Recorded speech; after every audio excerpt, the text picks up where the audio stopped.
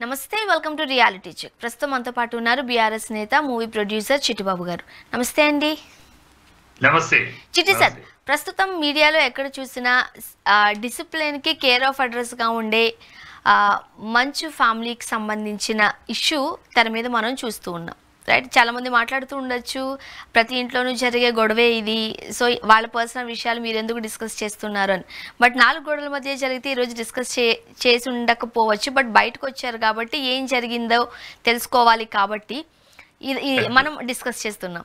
ఏం సార్, ఏం జరిగి ఉండొచ్చు అంటారు? ఇప్పుడు మీడియా దీని గురించి చర్చించే పరిస్థితి వచ్చిందంటే తప్పు మనోజ్ది. మనోజ్ ఒక ఇర్రెస్పాన్సిబుల్, టెంపర్మెంటల్ గా మొండితనపు మూడ్లోకి వెళ్ళిపోయాడు. వెళ్ళటం వల్ల ఈజ్ లూజింగ్ హిస్ కెరియర్, ఈ లూజింగ్ హిస్ మనీ, అన్ని జరుగుతున్నాయి. ఇప్పుడు అతన్ని కరెక్ట్ చేసుకోవాలి. ఒక కొడుకే కదా, ఒక పెద్ద కొడుకేమో ఒక స్టాండర్డ్ గా వెళ్ళిపోతున్నాడు, చక్కగా డిసిప్లిన్ గా తన కార్యక్రమం, తన బిజినెస్, నాన్న ఇచ్చింది కాకుండా తను సొంతంగా సంపాదించే స్థాయికి వెళ్ళాడు, పొజిషన్కి వెళ్తున్నాడు. సో రెండో కొడుకేమో అలా కాకుండా ఏదో పైకి వెళ్లకుండా కిందకి పడిపోతున్నాడే, కెరీర్ పోగొట్టుకుంటున్నాడే, డబ్బులు పోగొట్టుకుంటున్నాడే, లైఫ్ పోగొట్టుకుంటున్నాడే అనే బాధ ఏ తండ్రికైనా ఉంటుంది. ఒక కొడుకు అలా ఆ కొడుకు ఆ బాధ మీదగా ఈ తండ్రి మోహన్ బాబు అనే తండ్రి ఆ కొడుకును సర్దించుకోవాలి, కొడుకుని మార్గంలోకి తెచ్చుకోవాలి, తప్పుగా దారి తప్పిన కొడుకుని కరెక్ట్ దారిలోకి తెచ్చుకోవాలని ఏ తండ్రి అయినా తపన పడినట్టే మోహన్ బాబు తపన పడ్డాడు. ఈ తపన పడటంలోనే సామధాన భేద దండోపాయాల్లో దండోపాయం ఉపయోగించబడింది. నిన్న ఏ తండ్రి అయినా కొడుకు తప్పును వెంటాడు, చెప్తాడు, కొడతాడు. తండ్రి కొడుకును కొట్టడం తప్పు కాదు, కొడతాడు, అది పెద్ద విశేషం కాదు. కానీ ఎందుకు మీడియాలో ఇది ఇంత చర్చగా 4 గోడల మధ్య జరిగే విషయం జరిగింది. కానీ విచక్షణ లేని, విజ్ఞానం లేని, వివేకము లేని మనోజ్ ఒక పిచ్చి వాగుడు వాగి మా మోహన్ బాబు అంతు చూస్తాను అని ఒక ఏదో మాట మాట్లాడడం మీడియా ఇప్పుడు దాంట్లో అక్కస్ మీడియాలో పెరిగింది. మీడియా బుద్ధుందా మనోజ్కి? మనోజ్ ఎవడు? మోహన్ బాబు అనే అడ్రస్ లేకపోతే, మోహన్ బాబు అనేవాడు లేకపోతే మనోజ్ అడ్రస్ ఎక్కడ? మోహన్ బాబు లేకపోతే నువ్వు ఎక్కడ ఉండేవాడివి? కృష్ణానగర్లో కొన్ని 100 మంది నీలాంటి వాళ్ళు మంచి పర్సనాలిటీ ఉంటే వేషం కోసం తిరుగుతున్నవాడు ఉన్న ఒక ఛాన్స్ అని, అలాంటి వాళ్ళు ఒకరిగా ఉండేవాడు. మోహన్ బాబు కొడుకు కాబట్టే నీకు ఈ స్థానం, మోహన్ బాబు కొడుకు కాబట్టే నీకు ఈ పొజిషన్, నీకు గౌరవం, ఈ స్థానం ఇండస్ట్రీలో. దాన్ని బట్టి మోహన్ బాబునే అంతు చూస్తాను అన్నామంటే ఎంత పిచ్చోడివి, ఎంత అంటే ఆ పిల్లాడు ఎలాంటి మూర్ఖపు స్థాయిలో ఉన్నాడు, ఎంత టెంపర్మెంటల్ స్థాయిలో ఉన్నాడు, విచక్షణ లేని, వివేకం లేని స్థాయిలో ఉన్నాడు, ఎంత అజ్ఞానంలో ఉన్నాడు అనేది ఈ మాటను బట్టి తెలుస్తారు. ఇది అందువల్ల మీరు మాట్లాడుతాను మనం తప్పట్లేము, మీడియా మాట్లాడడం తప్పట్లేము. కానీ తప్పు ఇక్కడ జరిగిన మా ఇంటి నుంచి జరిగింది. అతను ఇవాళ కాదు, పెళ్లి అయిన కాడ నుంచి ఈ మొదలైంది. అతను ఒకప్పుడు మా అందరికి తెలుసు, ఒకప్పుడు విష్ణు రిజర్వుడు, లక్ష్మీ ప్రసన్న ఆరావిడి మొగరాయిలాగా డాక్టర్ ప్రకారం తిరుగుతూ ఉంటుంది, ఎక్కడికైనా దవాయిస్తూ మాట్లాడుతూ ఉంటుంది. ఈ మనోజ్ అనేవాడు చాలా నెమ్మదస్తుడు, చాలా మంచోడు, అందరినీ కలుపుగోలుగా ఉంటాడు, విరోధితో సైతం నవ్వుతూ చక్కగా మాట్లాడే దారిలోకి తీసుకెళ్ళగే సమర్థం రావడం. ఇలా చూసాం మనోజ్ అనేవాడిని, ఇలాంటి మంచిగా. అందుకని మనోజ్కి మంచి ఫాలోయింగ్, మనోజ్ అంటే అందరికి ఇష్టం కూడా, మా అందరికి కూడా మనోజ్ అంటే ఇష్టం కూడా. అందుకే విష్ణు రిజర్వ్డ్గా ఉంటాడు, మనోజ్ చాలా ఫ్రీగా బాగుంటాడు అని అంత ఇష్టం. కానీ అలాంటి మనోజ్ పెళ్ళైన తర్వాత టోటల్ రివర్స్ అసలు పెంకితనంగా, మొండితనంగా, ఎవరి మాట వినకుండా, నాకు దోచింది మీరు అన్నట్టు ఒక వికృతంగా, ఒక విచక్షణ, వివేకం, విజ్ఞానం ఏమి లేకుండా అంతర్జ్ఞానంతో అలా పోతున్నారు.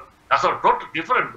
మనం ఇన్నాళ్ళుగా చూసిన మనోజ్ జన ఈ పిల్లాడు ఏంటి ఇలా బిహేవ్ చేస్తున్నాడు, ఇలా మాట్లాడుతున్నాడు అనేది అనిపిస్తుంది. అది మరి మనకు మామూలుగా బయట వాళ్ళకి అనిపిస్తుంది, మరి తండ్రికి అలా అనిపించుకుని ఊరుకోలేడు కదా. ఎట్లాగైనా కొట్టో, తిట్టో, నయానో, భయానో దానికి తెచ్చుకోవాలని చూస్తాడు ఏ తండ్రి అయినా. అదే నేను జరిగింది. చిట్టి సార్, అదే ఒక రీజన్ అనుకోవాలా? ఇష్టం లేని పెళ్లి చేసుకున్నాడు కాబట్టి. ఎందుకనంటే భూమన ఇంటికి అల్లుడవుతున్న సమయంలో మోహన్ బాబు గారు కావచ్చు, లేకపోతే వాళ్ళందరూ కూడా రావడానికి పెళ్లికి ఇష్టపడలేదు. ఈ గొడవనంతటినీ కూడా లక్ష్మి గారే పెద్ద మనసు చేసుకుని కాస్త ప్రాబ్లం అంతా సాల్వ్ చేశారు అని కూడా మనం అప్పుడు మీడియాలో చూసాం. ఇష్టం లేని పెళ్లి చేసుకున్నాడు కాబట్టే ఈరోజు ఈ ఆస్తి పంపకాల్లోనో లేకపోతే ఇంకొక విషయాల్లోనో కాస్త దూరం పెడుతున్నారేమో అనేది కూడా ఒక వార్త. ఆస్తులకి దీనికి సంబంధం. ఆస్తులు మోహన్ బాబు పక్షపాతం లేనివాడు. తన షూటింగ్ లోనే తన స్టాఫ్ కి మిగతా వాళ్ళ స్టాఫ్ కి ఏమాత్రం తేడా కూడా, తన పర్సనల్ స్టాఫ్ కి ఏమి వసతులు ఉంటాయి, అందుబాటులో ఉంటాయి, అవి మిగతా వాళ్ళకు కూడా ఉంటాయి. పక్షపాతం అనేది చూపించాడు మోహన్ బాబు. అలా స్టాఫ్ లోనే పక్షపాతం చూపించాడు, సత్తాన్ని చూపించాడు. అవన్నీ ఒట్టిపాటు. ఇక్కడ జరిగింది ఏంటంటే ఆ పెళ్లి మోహన్ బాబుకి ఇష్టం లేదు, గ్యారంటీగా ఇష్టం లేదు. పెళ్లికి ముందే అయినా కాదు, పెళ్లికి ముందే ఇలా ఫలానా అంటే నేను అన్ని ఎంక్వైరీస్, ఆ అమ్మాయి ఎందుకు ఫస్ట్ పెళ్లి విడిపోయింది, ఏ కారణం వల్ల విడిపోయింది, ఆ కారణాలు తెలుసుకున్నాక ఆ అమ్మాయి టెంపర్మెంట్ కారణం అనేది అర్థమైంది. ఆ అమ్మాయి ఒక టెంపర్మెంటల్ పిల్ల. ఆ పిల్ల అందువల్ల అక్కడ తప్పు అమ్మాయి మొత్తం కాకపోయినా మొత్తం మీద టెంపర్మెంట్ వల్ల ఈ విడాకులు చేసుకోవాల్సిన పరిస్థితి వచ్చింది. అలాగే నీ విడాకులు, మనోజ్ నీ ఫస్ట్ విడాకులు, మీ ఇద్దరి మధ్య టెంపర్మెంట్ వల్ల. సో కాకపోతే మీ ఇద్దరు టెంపర్మెంట్ సెట్ కాదు. ఆ అమ్మాయి టెంపర్మెంట్, నీ టెంపర్మెంట్ సెట్. ఆ అమ్మాయి మన ఇంట్లోకి ఎంటరైతే మన కుటుంబంలో చీలికలు వస్తాయి. ఎందుకంటే ఆ అమ్మాయి యాటిట్యూడ్, టెంపర్మెంట్ కరెక్ట్ కాదు అని ఒక అనుభవజ్ఞుడిగా ఒక అనలైజ్ చేసి చెప్పాడు. కానీ వినలేదు. నేను చేసుకుంటాను, నీ పెళ్లి కూడా రాను అన్నాడు. చేసుకుంటే నేను లేకుండా చేసుకోవాలని అయినా సిద్ధపడ్డాడు. లక్ష్మీ ప్రసన్న తన ఇంట్లోనే అండగలిపి తమ్ముడు అని చెప్పి ఓకే చేసుకున్నారు. అప్పటి నుంచి ఇప్పుడు కనపడతాను కదా మోహన్ బాబు ఏమైతే జడ్జి చేశాడు, మోహన్ బాబు ఏమైతే వద్దు ఇలా జరుగుద్ది అని కంగారు సందేహపడ్డాడు, అది కూడా జరుగుతుంది. అమ్మాయి వల్లే మారాడా లేదా అమ్మాయి తరపు వల్ల మారాడా, ఎవరి వల్ల మారాడు మన పేర్లు చెప్పలేం కానీ, బట్ టోటల్ గా మారిపోయాడు. టోటల్ గా టెంపర్మెంట్ మారిపోయింది.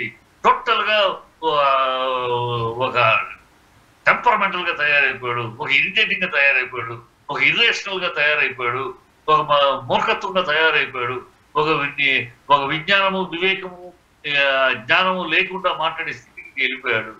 ఎవరు కారణం? మోహన్ బాబు ఎక్స్పెక్ట్ చేసినట్టు ఆ అమ్మాయితో సంబంధం అయితే నీ అమ్మాయి టెంపర్మెంట్ వర్కౌట్ అవుతురా అన్నది నిజమా, లేదా ఇంకెవరి వల్ల మారిపోయాడు? మొత్తానికి మారిపోయాడు. కాదు సార్, ఇష్టం లేని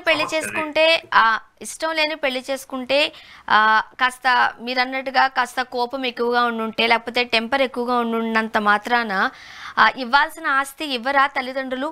ఒకవేళ మీరు అన్నట్టుగా ఇంతకుముందు మీరు అన్నట్టు మోహన్ బాబు గారికి తండ్రిగా కొడుకుని దండించే హక్కు ఉంది, దండించచ్చు కూడా. కానీ ఇంతకుముందు మీరు అన్నట్టుగా మోహన్ బాబు గారు ఒక తండ్రిగా కొడుకును దండించచ్చు, కొట్టచ్చు, తిట్టచ్చు, సర్ది చెప్పచ్చు. సరైన హలో సార్ వినిపిస్తుందా?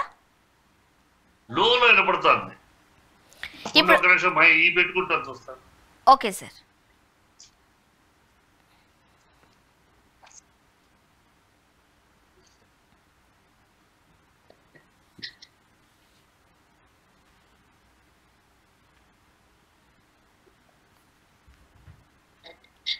మాట్లాడమ్మా సార్ వినిపిస్తుందా? ఇప్పుడు వినిపిస్తుందా సార్? ఇప్పుడు కొడుకు ఇష్టం లేని పెళ్లి చేసుకున్నంత మాత్రాన ఇవ్వాల్సిన ఆస్తిలో సరైన వాటా ఇవ్వరు అంటారా, ఇవ్వకూడదు అంటారా? లేకపోతే కాస్త టెంపర్ ఎక్కువగా ఉంది కాబట్టి ఆస్తి ఇవ్వరా? పచ్చి అబద్ధం. అసలు ఇవ్వాల్సింది ముగ్గురు బిడ్డలకి పక్షపాతం లేకుండా,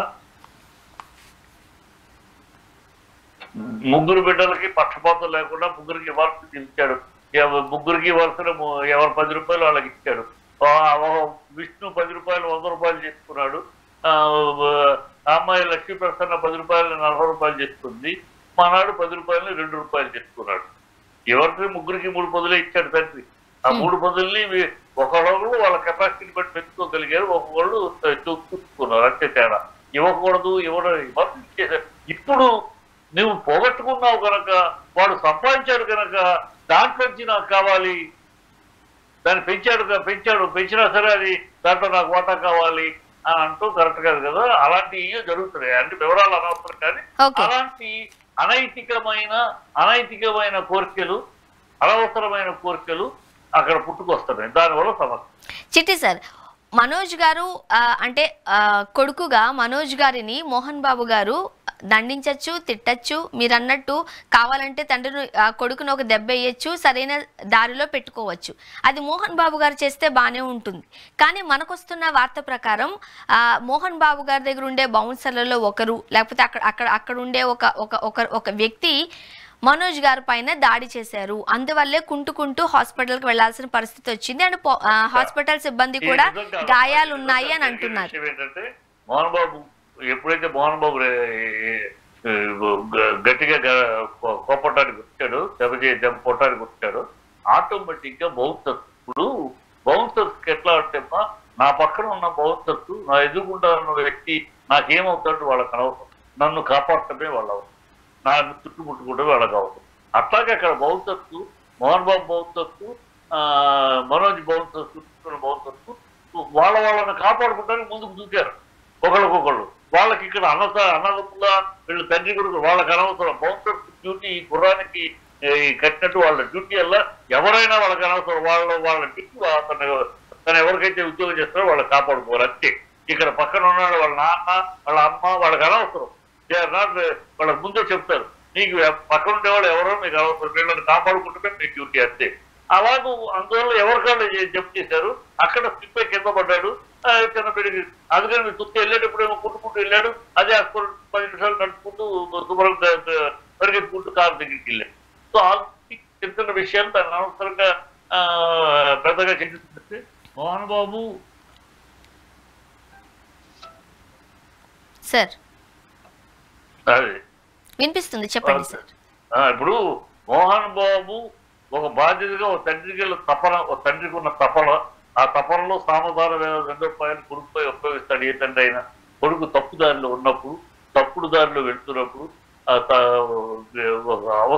జీవితంలో అవకాశాలు మిస్ చేసుకుంటూ నష్టపోతున్నాడు. ఏ తండ్రి అయినా ఆ బిడ్డని సరైన మార్గంలో తెచ్చుకోవాలి. మార్గం తప్పాడు, మార్గాన్ని మళ్ళీ కట్ చేసుకొని చూస్తాడు. ఆ ప్రయత్నంలో సావధాన దండోపాయాలు ప్రయత్నిస్తారు. ఆ దాంట్లో నేను దండోపాయం జరిగిందని అంతే తప్పితే ఇక్కడ ఏదో బౌన్సర్స్ కొట్టడాలు, బౌన్సర్స్ ఎంతైనా ఉంటే కొడతారు. అండ్ ఇప్పుడు దుబాయ్ నుంచి మంచు విష్ణు గారు స్టార్ట్ అయ్యారు. సాయంత్రం వరకు కూడా ఫామ్ హౌస్కి వచ్చేస్తారని తెలుస్తోంది. మంచు విష్ణు గారి తరపు నుంచి ఒక 30 మంది బౌన్సర్లు, మనోజ్ గారి తరపు నుంచి ఒక 30 మంది బౌన్సర్లు కూడా ఫామ్ హౌస్కి వెళ్ళినట్లుగా కూడా మనకు సమాచారం అందుతుంది. ఇప్పుడు మంచు విష్ణు గారు వచ్చిన తర్వాత అక్కడ పెద్ద గొడవ జరుగుతుందేమో అని కూడా అతను వస్తాడు, ఈ బౌన్సర్ చేసుకుని ఇక్కడికి వస్తాడు, ఇవన్నీ ఊహాగానం. విష్ణు అంత విచక్షణ లేనివాడు కాదు, తను రాడు. ఎందుకంటే తను వస్తే ఇంకా విషయం పెరుగుతుంది. ఎందుకంటే ఈ ఈర్ష్య అసూయ అంతా కూడా మనోజ్ మీద. ఇంకా మనోజ్కి ఉన్నది ఈర్ష్య అసూయ ఎవరి మీద? విష్ణు మీదే. విష్ణు మీద అసూయ. విష్ణు పెరిగాడు, విష్ణు ఆస్తులు పెంచుకుంటున్నాడు. అదేగా విష్ణు కనుక మనోజ్ విషయంలో ఇప్పుడు విష్ణు వచ్చేటిగా పెరుగుతుంది కానీ తరగదు. సాయంత్రం చాలా ఉండదు. విష్ణు తన తండ్రికి అప్పచెప్తాడు, తన తండ్రికి అండగా ఉంటాడు. తండ్రికి అప్పచెప్తాడు, నాన్న మీరే నిర్ణయం తీసుకుంటే రమల అమ్మ ఉంది, మీరు ఇద్దరు తీసుకునే నిర్ణయం ఏం తీసుకుంటే ఎలా చేస్తే ఎలా చేయమంటే అలా చేస్తానని అంటాడు తప్పితే తను మనోజ్ లాగా అది ఇది అని మొండితనంగా పట్టుకుని ఉన్నాడు. ఎందుకంటే తను కొంచెం మెచ్యూర్డ్, బాగా మెచ్యూర్ అయ్యాడు ఈ మధ్యకాలంలో. ఇంకా గతంలో కన్నా చాలా మెచ్యూర్డ్ పిల్లడుగా ఉన్నాడు.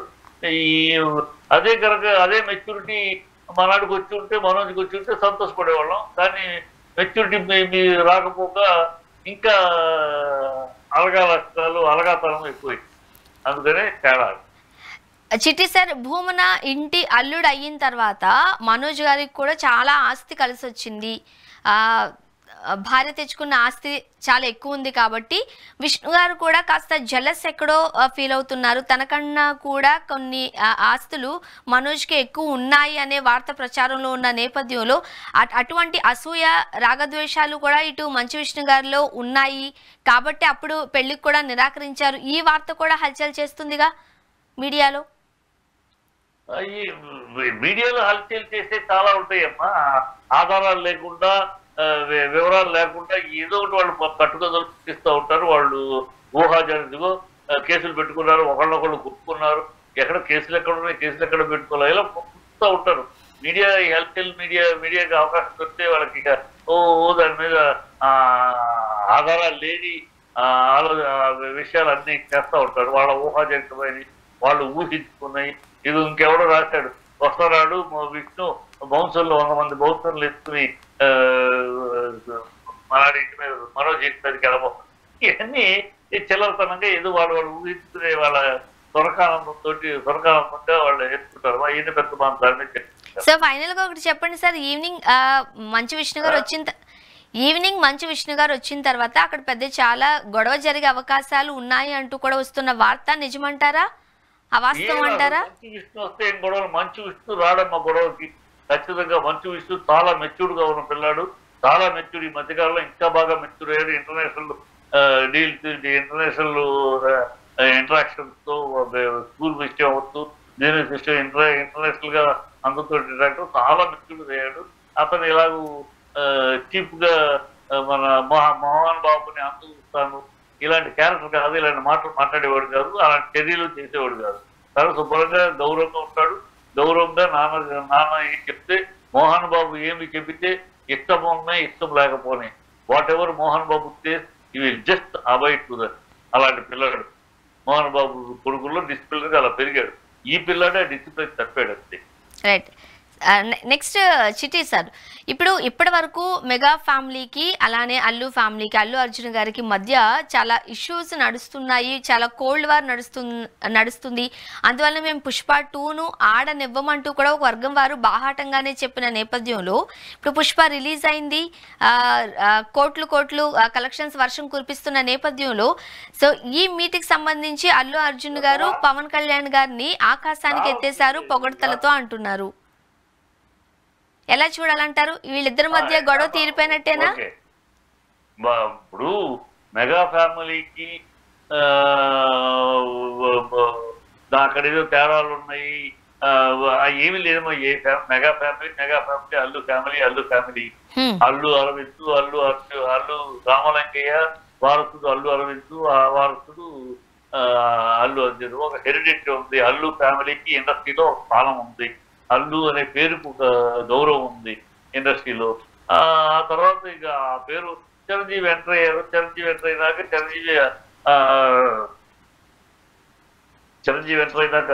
Chiranjeevi achieved stardom.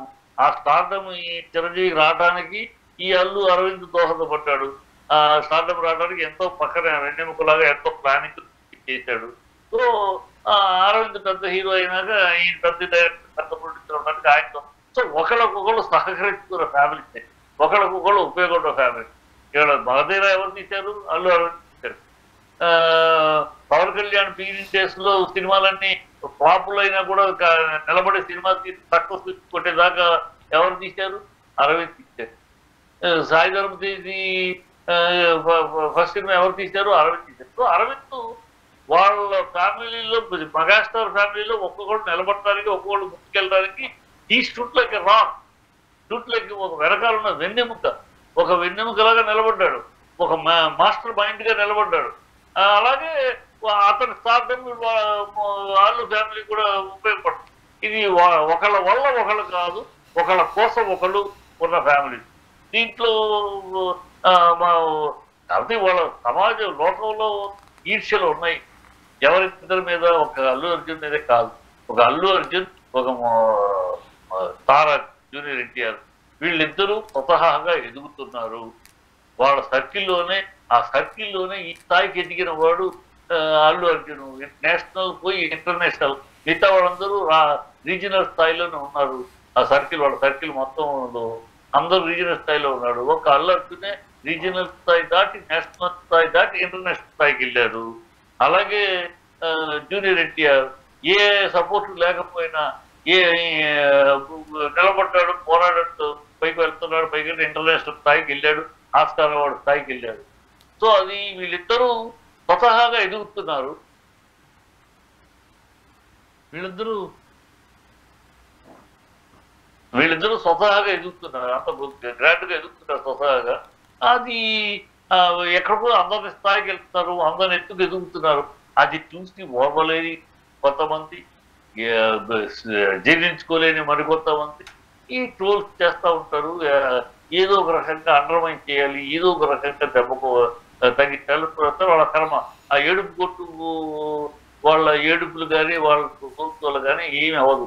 వీళ్ళిద్దరూ కష్టంతో సాధిస్తున్నారు, వాళ్ళు కష్టపడి సాధిస్తున్నారు, అప్పలంగా కాదు. పుష్పాలో కష్టపడ్డా, దేవరాలో కష్టపడ్డా వాళ్ళిద్దరూ ఎంత కష్టపడ్డారో కింద చూస్తే తెలుస్తూ ఉంటుంది. మామూలు కష్టపడాలి, ఏదో పుత్తూరు కాలు మీద కాలేసుకుని ఎంజాయ్ చేయట్లా. ఆ స్టార్డమ్ నిలుపుకోవటానికి వాళ్ళ హీరోయిజం నిలుపుకోవటానికి అహోరాత్రాలు బాడీని హోరం చేసి కష్టపడుతున్నారు. వాళ్ళ కష్టమే భగవంతుడు ఆశీర్వదిస్తున్నారు, వాళ్ళు ఎదుగుతున్నారు ఇంటర్నేషనల్ స్థాయి. అది భరించలేక కొంతమంది అసూయ ఉంటుంది. అసూయ మనలోనే మన తోటలోనే మనం వెళ్ళలేకపోయాం, మనాడు వెళ్ళిపోయాడే బయటికి చెప్పుకోలేరు. అసూయ చెప్పుకోలేక కొన్ని ట్రోల్స్ కొంతమందిని ఎంకరేజ్ చేసి వెనకాల నుంచి చూసి మీరు చెయ్యండి అని చేస్తూ ఉంటారు. ఆ దరిద్రం తెలుగు ఇండస్ట్రీలో ఉంది. అది ఎవరు ఏమి అది దానివల్ల ఎవరికి కూడా చేయలేదు. ఒక వ్యక్తి కూడా పెట్టిపోతున్నారు. ఇప్పుడు చిరంజీవి గారి గురించి మనాడు గురించి మాట్లాడుతున్నారు. మరి అతను పిలవలేదు, చెప్పలేదు, ఏదేదో మాట్లాడతారు కదా, ఆయన పేరు చెప్పలేదు అని. మరి అవి మాట్లాడతారు కదా. ఇదే అల్లు అర్జున్ అన్స్టాపబుల్లో ఎంత గొప్పగా చెప్పాడు చిరంజీవి గారి గురించి. అది మాట్లాడు ఎంతో గొప్పగా చెప్పాడు.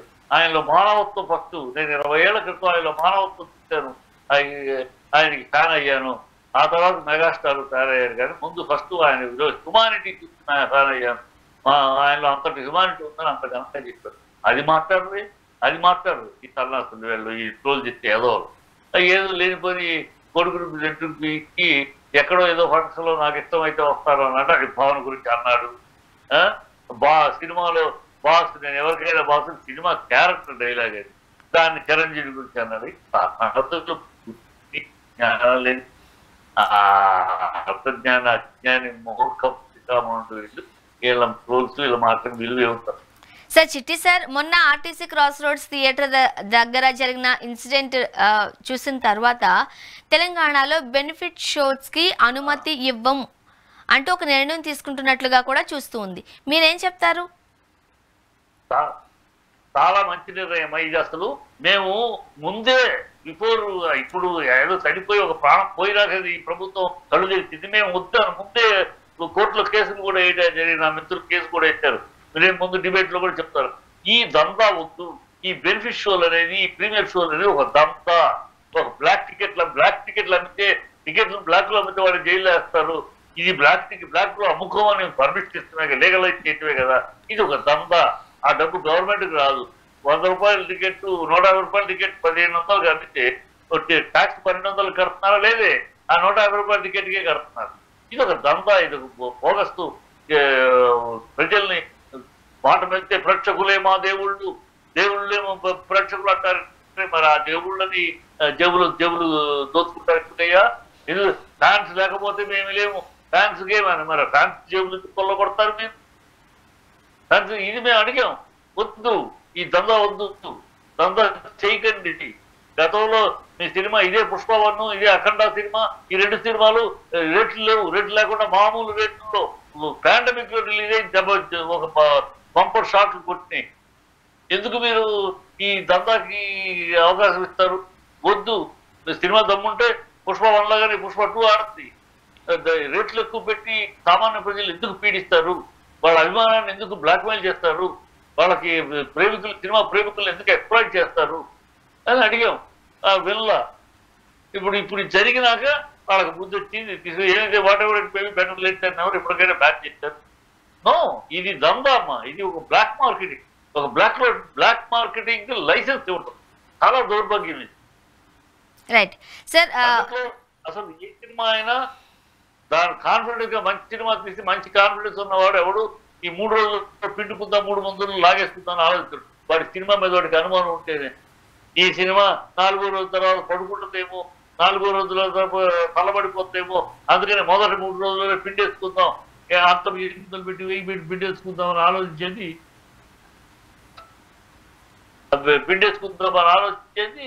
భయస్తులు. వాళ్ళ సినిమా మీద వాళ్ళ కాన్ఫిడెన్స్ లేని భయస్తులు. సార్ చిట్టి సార్, నిజంగా చెప్పాలి, ఫైనల్ గా చెప్పండి, తెలంగాణలో తెలంగాణ తల్లి విగ్రహ ఏర్పాటుకు సంబంధించి ఎవరి వాదనలు వాళ్ళకున్నాయి. రేవంత్ రెడ్డి గారు చెప్తున్నారు దేవతలా ఉండాలా తల్లిలా ఉండాలా అని. మీరేమంటారు?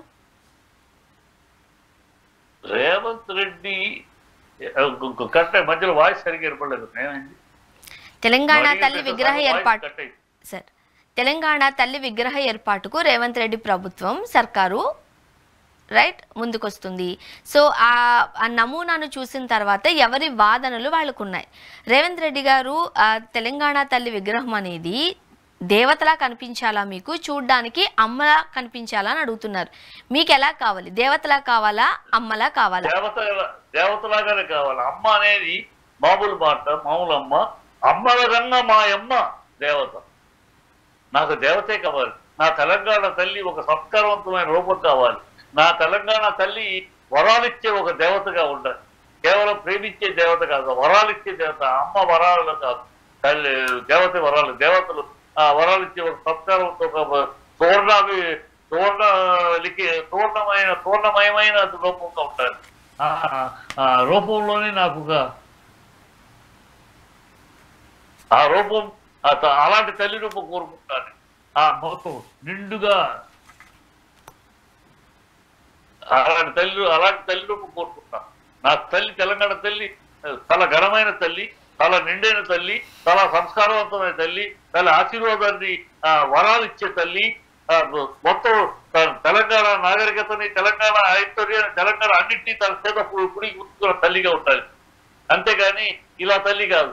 వాళ్ళకి తల్లికి వాళ్ళకి అమ్మ అనే మాట చెప్తే తల్లి మాట, తల్లి దేవత అంటే వాళ్ళకి తెలియదు. ఎందుకంటే వాళ్ళకి ఇందిరమ్మ, సోనియా అమ్మ అని అమ్మ సోనియా అమ్మ, ఇందిరమ్మ అని ఓ కాకాలు పాకాలు వాళ్ళ కాళ్ళ దగ్గర కూర్చుని వాళ్ళకి అమ్మ అని చెప్తే దేవత అంటే అర్థం కాని దేవత యొక్క అమ్మల కన్నా మా అమ్మ దేవత, వరాలిచ్చే దేవత, ఆశీర్వదించే దేవత. Yes, thank you so much Chitti sir, మీ అభిప్రాయాలు మాతో పంచుకున్నారు. Thank you very much. ఇది వాటి రియాలిటీ చెక్. Stay tuned.